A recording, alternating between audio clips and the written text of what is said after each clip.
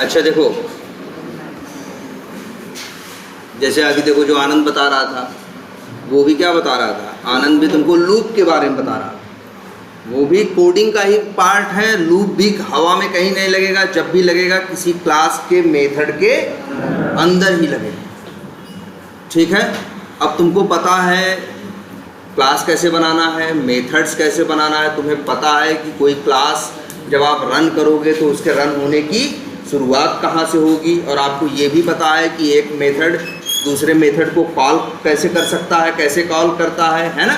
ये भी पता है कि मेथड एक ही क्लास के मेथड हो तो चाहे वो अपनी ही क्लास के किसी पब्लिक मेथड और प्राइवेट मेथड को भी कॉल कर सकते हैं। और अब आपको ये भी पता है कि अगर आपको किसी आपके काम का कोड किसी दूसरी क्लास में किसी मेथड में रखा है तो आप उस दूसरी क्लास का मेथड भी कॉल कर सकते हो। बस शर्त ये है कि जो दूसरी क्लास है उसका मेथड पब्लिक होना चाहिए। प्राइवेट होगा तो आप दूसरे का मेथड नहीं कॉल कर पाओगे, लेकिन प्राइवेट पब्लिक होगा तो आप कॉल कर सकते हो। लेकिन उसमें भी एक नियम है कि जब भी दूसरे के क्लास का मेथड कॉल करोगे तो पहले क्लास का क्या लिखोगे, नाम, फिर डॉट और फिर मेथड का नाम। याद रहेगा ना, यही बताया था ना। अपने क्लास का मेथड कॉल करना है, डायरेक्ट कॉल कर लो। जैसे ये देखो, ये मेथड डायरेक्ट कॉल कर लिया गया क्योंकि उसी क्लास का है, मेन भी उसी क्लास में रह रहा है, ये मेथड भी उसी क्लास में रहता है, तो ये आपस में एक दूसरे को इजीली डायरेक्टली कॉल कर सकते हैं। इवन पब्लिक हो और चाहे क्या हो, प्राइवेट, कोई इशू नहीं है। लेकिन अगर तुम सोचो कि एक क्लास है, मान लो जिसका नाम क्या है, मेथड्स, इसमें है, अच्छा इसका नहीं, किसी दूसरे का है क्या,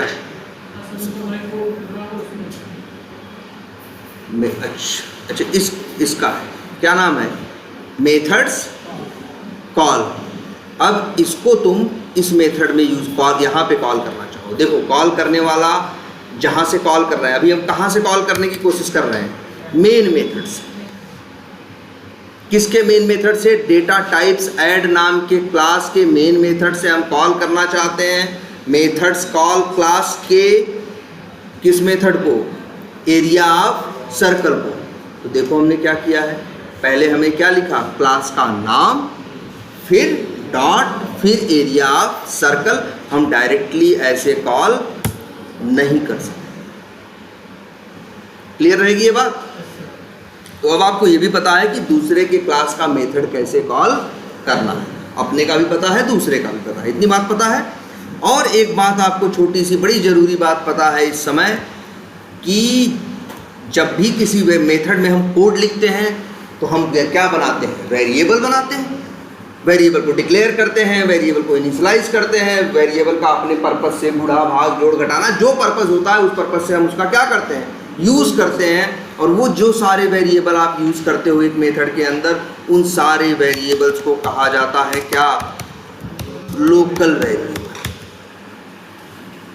क्या कहा जाता है, लोकल वेरिएबल। अब आपको एक बात ये दिमाग में रखना, अगर हम आपसे कहें ये एक क्या है, ये वेरिएबल है ना, देख रहे हो।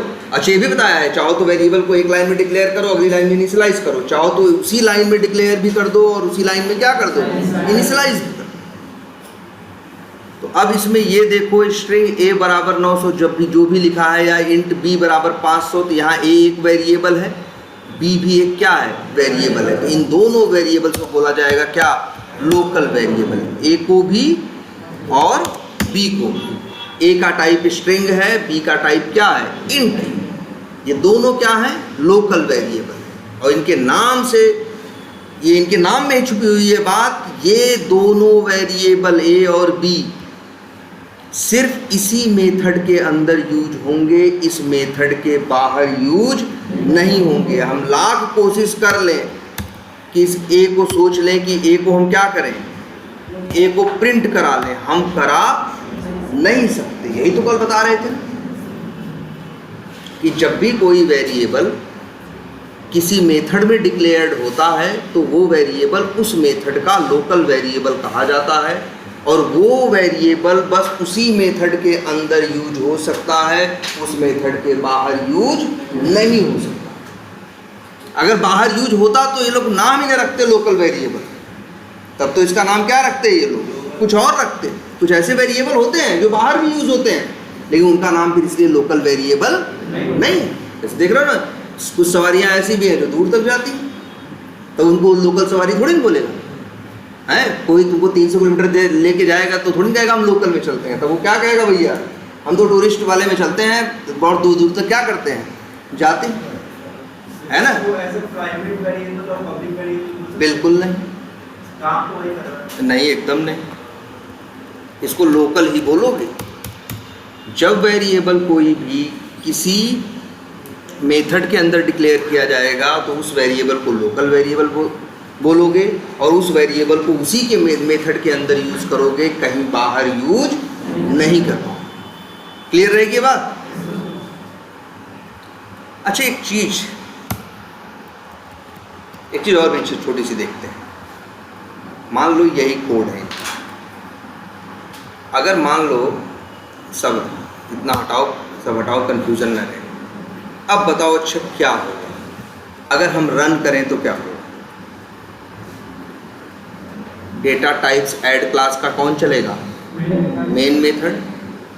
लाइन नंबर 4 तो खाली है, फिर क्या पढ़ेगा, लाइन नंबर 5 में ये कॉल करना है मेथड्स कॉल नाम के एक, हाँ मेथड्स कॉल नाम के क्लास का एक मेथड जिसका नाम क्या है, एरिया ऑफ सर्किल।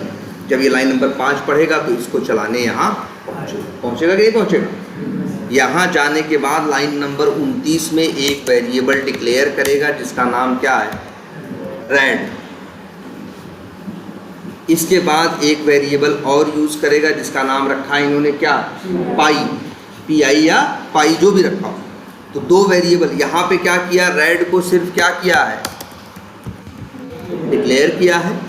डबल को क्या किया है, डिक्लेयर भी किया है प्लस इनिशियलाइज। और लाइन नंबर 31 में ये रेड को क्या कर रहे हैं, इनिशियलाइज। बोलो इतनी बात समझ में आती, ठीक है। तो जानते हो, चला ये एरिया ऑफ सर्किल मेथड पे आया, पहली लाइन चलाया, डिक्लेयर किया। दूसरी लाइन चलाया तो 3.14 की वैल्यू किसको दी है, पाई को। तुम्हें पता है क्या होगा, ध्यान से देखना इस चीज़ को, रैम स्पेंट बोलते हैं।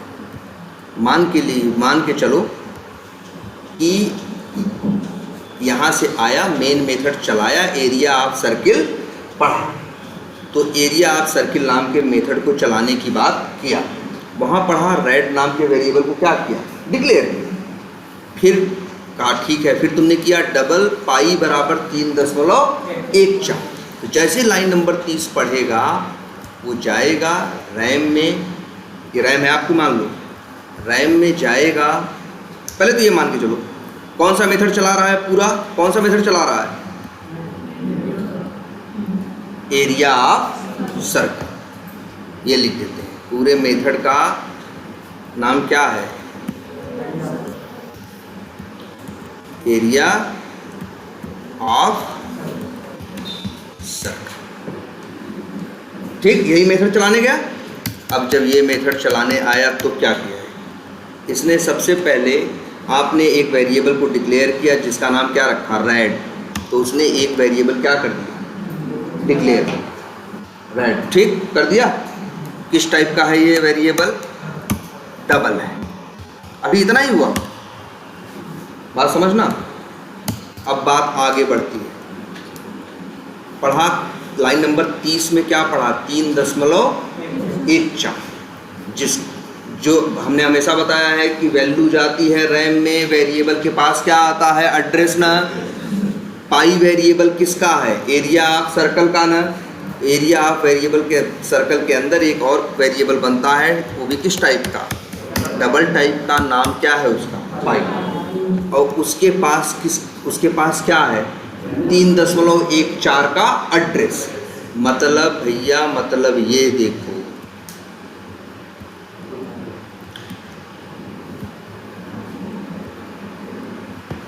बताओ भैया ये समझ में आ रहा है कि नहीं।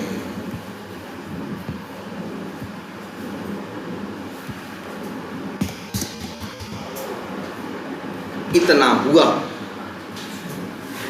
ध्यान से देखो भाई सब लोग क्या क्या हुआ। इसने पढ़ा, फिर से देखो, तुमने रन किया, मेन मेथड चला, मेथड्स कॉल का एरिया ऑफ सर्कल नाम का मेथड चला, उसने उस मेथड, मान लो यही पूरा मेथड के कोड को मैनेज करने के लिए उसने अपने पास यही जगह रखी है। इसके अंदर उसने रेड नाम का वेरिएबल डिक्लेयर किया, डिक्लेयर कर दिया। इसमें तो तीर बना के 3 5 नहीं किया। इसमें क्या लिखा, डबल पाई में क्या लिखा, पाई क्यों लिखा भाई, पाई बराबर क्या लिखा है 3.14 ना। तो जानते हो क्या होगा, रैम में कहीं 8 बाइट लगा खर्च करके वहाँ क्या रखेगा 3.14 और उसका एड्रेस किसको देगा, पाई नाम के वेरिएबल। ऐसे होता हो ना, बोलो, यही तो बताया था, यही सिखाया था ना कि वैल्यू चली जाएगी रैम में जहाँ भी है और वेरिएबल के पास उसका क्या आ जाएगा, एड्रेस आ जाएगा। अच्छा ये कैसा दिख रहा है, बोल सकते हैं ये कैसा दिख रहा है, बॉक्स जैसा नहीं दिख रहा है, बक्से जैसा। तो जानते हो ये होता है जब जावा में किसी मेथड को रन करते हो तो मान के चलो उस मेथड के लिए क्या बनाता है, बॉक्स बनाता है और उसी मेथड के अंदर उसके सारे वेरिएबल्स को, उसी बॉक्स में सारे वेरिएबल्स को रखता है। किसको किसको रखेगा, रेड को रखा डबल टाइप का और पाई को रखा डबल टाइप का, और पाई की वैल्यू क्या है 3.14। सोच लो अभी तक कोड लाइन नंबर 30 तक चला है और अब तक पिक्चर ये बन के आई। फिर लाइन चलती है अगली जिसका नाम है 31 नंबर। अब आता है रेड बराबर 60.0। ध्यान से देखना, रेड बराबर क्या आता है 60.0। तो जानते हो क्या होगा, तब ये होगा यही रेड वेरिएबल जिसके पास ये इनिशियलाइज नहीं हुआ था, सिर्फ डिक्लेयर हुआ था, इसके पास कोई वैल्यू नहीं थी, इसी के पास एड्रेस आएगा किसका 60.0 का। सोच के तो देखो, समझ रहे हो। और जावा में बताया है ना डबल कितना लेता है मेमोरी, 8 बाइट। तो ये मेमोरी कितनी लेगा भाई, 8 बाइट लेगा। क्लियर है या कोई कंफ्यूजन है इसमें? नहीं लेगा भाई, मेमोरी तो कौन लेगा, 60 को रखने के लिए मेमोरी चाहिए ना, 3.14 को रखने के लिए मेमोरी चाहिए ना, क्योंकि डबल में कोई नंबर होता है तो 8 बाइट लेता है और इंट में रहता है तो कितना लेता है 4 बाइट लेता है।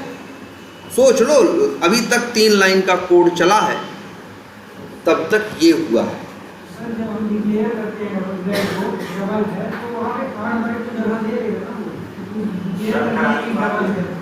नहीं वो डिक्लेयर कर रहे हो ना ये, लेकिन उसको वैल्यू किसको चाहिए, रैम में जगह किसको चाहिए, वैल्यू को चाहिए ना।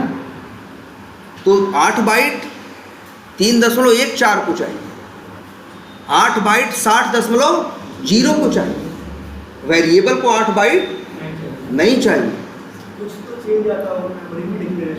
बिल्कुल, उससे बहुत कोई मतलब नहीं। ठीक है, ये चीज़ देखो इतना हो रहा भाई, पहले ये चीज़ देखो, इस चक्कर मत पड़ो। अब RAD लिखा है, ये भी कुछ लेता होगा, ये नेग्लिजिबल है, इसके बारे में तुम्हें सोचने की ज़रूरत नहीं है। ये पिक्चर देखो, बात समझ में आ रही है कि नहीं? इतना हुआ है जब 3 लाइन का कोड चला है, तब देख लो सब लोग। इसके बाद लाइन नंबर 32 चलती है। कौन सी चलती है? 32। और 32 में हमेशा एक काम करना है, रन होता है कौन वाला हिस्सा, राइट वाला ना, पाई का मतलब क्या है 3.14 गुड़े रेड का मतलब क्या है 60 रेड भाई, पाई का एड्रेस पाएगा तो क्या पाएगा 3.14, रेड का एड्रेस क्या पाएगा तो क्या पाएगा 60.0, रेड का एड्रेस पाएगा तो क्या 60.0। अब 60.0 गुड़े 60.0 गुड़े 3.14 करेगा तो उत्तर कितना आएगा? उत्तर आएगा कुछ 3600 और मतलब कुछ 11,000 के आसपास उत्तर आएगा।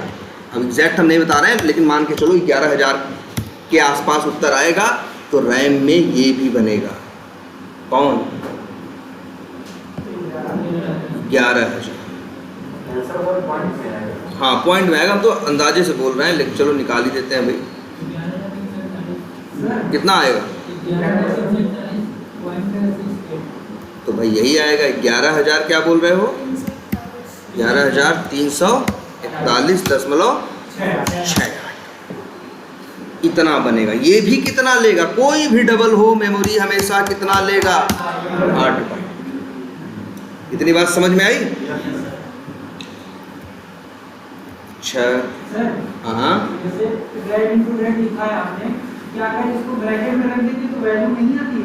क्यों नहीं आएगी भाई? कुछ भी करोगे आएगी। ब्रैकेट में रख के निकाले तो वैल्यू 0 देगा, उसके बाद मैंने ऐसा ब्रैकेट हटा दिया तो वैल्यू सही देगा। तब हो सकता है कि इसके सिंटैक्स के हिसाब से एग्जैक्टली नहीं लिख रहे हो, थोड़ा सा क्या लिख रहे हो, इधर उधर कुछ कर रहे हो, ये दिखाना। आई इंटू रेड, इतनी बात समझ में आ रही कि नहीं? और ये 11,000 क्या बना? 341.68 ये गया। और देखो ध्यान से, जो ये उत्तर आया 11,341, उसका एड्रेस किसके पास आया? एक नया वेरिएबल जिसका नाम क्या है? एरिया। वो भी इसी एरिया ऑफ सर्किल मेथड का है। तो यहाँ एक और वेरिएबल बनेगा जिसका नाम क्या है? एरिया। वो भी किस टाइप का है? डबल टाइप का है, एरिया। और भैया इस वेरिएबल के पास एड्रेस आएगा इसका। बोलो इतनी बात समझ में आ रही? इतना होगा भाई, एग्जैक्ट यही होगा जो हम बता रहे हैं। अब कोड आगे बढ़ता है, क्या लिखा है? system.out.println। इसका काम सिर्फ क्या है? चीज को कंसोल पे प्रिंट कर देना। यहाँ क्या लिखा है? एरिया ऑफ सर्कल इज बराबर प्लस क्या? एरिया। एरिया क्या आया? 11,300। ये नहीं 8 बाइट अब लेगा, ये अब 8 बाइट। जैसे ये मेरा मोबाइल है, मान लो इतनी जगह ले रहा है, तो इतनी ले रहा है ना, मान लो जगह ले रहा है, अरे 1 स्क्वायर फीट, मान लो 1 स्क्वायर फीट ये जगह ले रहा है, तो ले रहा है ना यहाँ। अच्छा कहीं और रख देंगे तब तो वहाँ लेगा, तो क्या यहाँ भी लेता रहेगा? अरे यहाँ से भाई मेमोरी तो कितनी बार है, इसको जगह कितनी चाहिए? 1 ही स्क्वायर फीट चाहिए ना। इसको अगर इसको हम यूज करें, तुमको दे दें, फिर तुमको उनको यूज करने को दे दो, 4 जगह यही मोबाइल यूज होगा, तो क्या 4 स्क्वायर फीट जगह लेने लगेगा? चीज़िया तो वही है ना। तो वैसे ही सेम यहाँ सोचो, एरिया नाम का वेरिएबल यहाँ है ना, यहाँ प्रिंट कराने से मेमोरी नहीं लेगा, जो मेमोरी लेना था वो ले चुका है। अब तो जब इस लाइन का मतलब क्या होगा? लाइन नंबर 33 पढ़ेगा, जब एरिया पढ़ेगा तो ये दौड़ के जाएगा एरिया नाम के वेरिएबल के पास, वो कहेगा लो मेरा एड्रेस, और फिर पहुंचेगा उसके एड्रेस पे, तो क्या पाएगा? 11,341.68। इसी वजह से देखना यहाँ प्रिंट क्या होगा? 11,341.68। अच्छा इसके बाद क्या कर रहे हैं ये? इसको, हाँ, ये परसेंटेज नाम का मेथड क्या कर रहे हैं? कॉल कर रहे हैं। तो अब कोड यहाँ से चला जाएगा किसको कॉल करने? परसेंटेज को। इसको बीच से हटाते हैं। अब बताओ हमको एक छोटी सी चीज़ देख के, इस प्रोग्राम को चलने में कितनी मेमोरी खर्च हुई? बोलो, इस मेथड को चलने में कितनी मेमोरी खर्च हुई? सामने है ना आपके। कोई दिक्कत इसको समझने में? कैसे चला ये सबको समझ में आया? कैसे कैसे क्या किया? अच्छा एक चीज़ और देखते हैं। अब बताओ हमें जरा एक,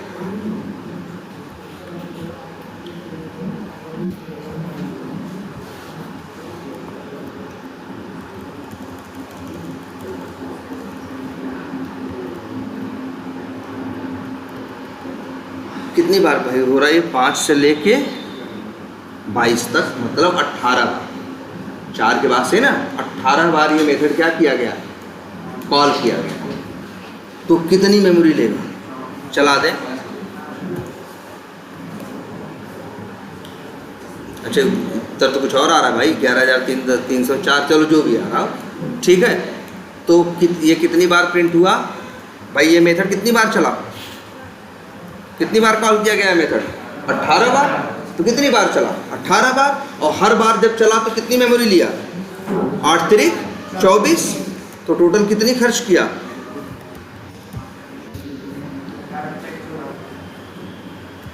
18 गुणे 24। हेलो, हाँ हाँ बोलिए।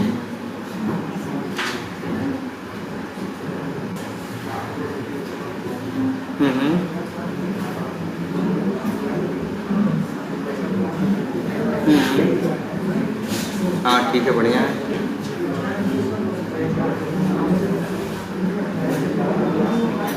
और रैम कितनी है?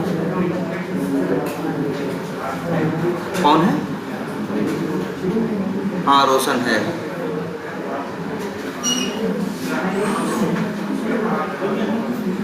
तो उसको थोड़ा 22 को तो अपनी तरफ से बोल रहे हैं, निगोशिएट करिए, 20 तक ले आइए। हाँ बढ़िया, परफेक्ट है। हाँ हेलो, हाँ हाँ यार सत्ता, बस बढ़िया है। अच्छा तुम्हारे यहाँ लेने गए हैं क्या? हाँ हाँ, तो देख लो। अच्छा अच्छा अच्छा, देख लो। हाँ तब देख लो फिर उस हिसाब से बात कर लो। नोकिया वाला नहीं यार, एक डेल का होगा, लेनोवो का होगा।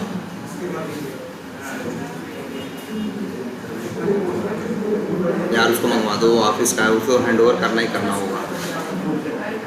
और सब मंगा हैं, ठीक है चलो हम कर देंगे उसको, उससे चक्कर मत पड़ो, उसको मंगा लो बस पैसे।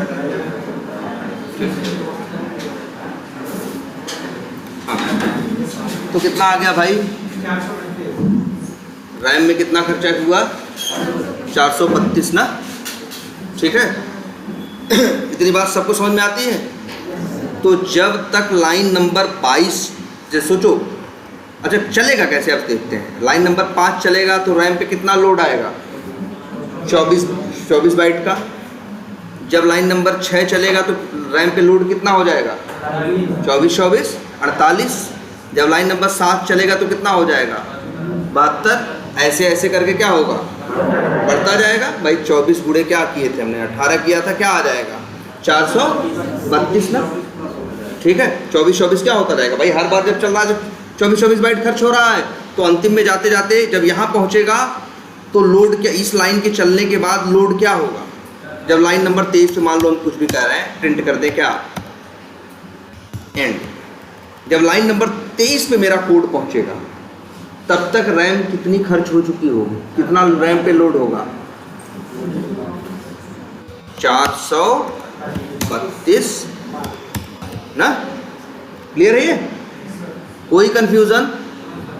अब देखो इसमें सबसे अच्छी चीज क्या निकल के आती है, ध्यान देना, जरा सा भी इस बात को सब लोग मिस मत करना। जब ये लाइन नंबर 5 चलेगी तो एरिया ऑफ सर्किल मेथड के अंदर जाएगा। ये लोग 8 बाइट यहाँ खर्चा हो जाएगा, 8 बाइट यहाँ, 8 8 16, 8 यहाँ, कितना हो जाएगा? 24। ये 22 को जोड़ने पे जो उत्तर आएगा 8 को 24, और ये प्रिंट हो जाएगा। और इसके बाद मेथड से क्या होगा? ये बाहर निकलेगा। बाहर निकलने के बाद आएगा अगली लाइन में, यही मेथड फिर क्या करेगा? कॉल करेगा कि नहीं करेगा? तो अब एक सबसे अच्छी बात समझो कि जैसे ही आपका कोड चलते हुए किसी मेथड में जाता है और मेथड के अंदर जैसे ही लाइनें चलाता है, मेमोरी लेना क्या करता है?